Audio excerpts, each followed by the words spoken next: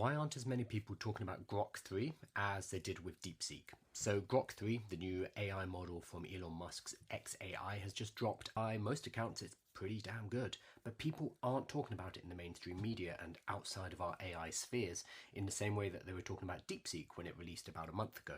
I kid you not, I was giving a talk at a conference in Vegas the week that DeepSeek came out, and as I was arriving at this talk at 6 a.m. in the morning, super early, the only people there were parking attendants, and the parking attendants were talking about DeepSeek and talking about the number of GPUs it was trained on. Like, the news broke out of our normal spheres and made it into the mainstream in a way that Grok 3, despite being a better model, has not. Very few people are talking about Grok 3 compared to something like ChatGPT or DeepSeek.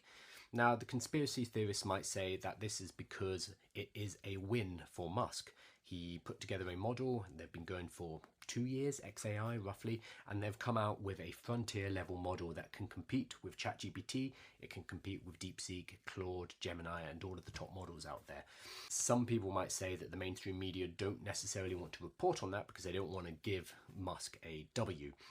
I think that's a little bit conspiratorial, and the truth of the matter is probably closer to the fact that it's harder to get an exciting narrative out of it. When DeepSeek launched, we had a stock market crash with companies like Nvidia taking a huge tanking, and we had the narrative that China had produced something that could outstrip the American models, and it had come from absolutely nowhere. There's a really strong narrative hook there where you have China versus the US, rather than just billionaires within the US squabbling between their different models like OpenAI and XAI are right now. There's also the more subtle narrative, and I don't think this is what people were thinking about necessarily, but DeepSeek used much fewer GPUs to train their model, whereas Grok, on the other hand, it's used the most GPUs. It's used 200,000 GPUs in order to get their model ready.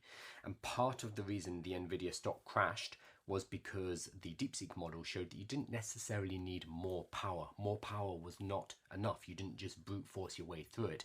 Whereas in a way, Grok has shown us that, yeah, if you have enough power, you can brute force your way through it. So it's a bit of a narrative flip compared to DeepSeek. I think that specific arguments about GPUs are probably a bit subtle though, and that's not necessarily why we're seeing the difference in the coverage.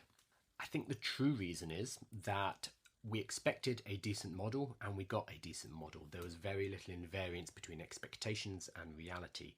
We get new models every single month, and I think people start to get tired of it eventually. DeepSeek was enough to break through because it was a Chinese model rather than an American model. But here's the thing, the takeaway from all of this. What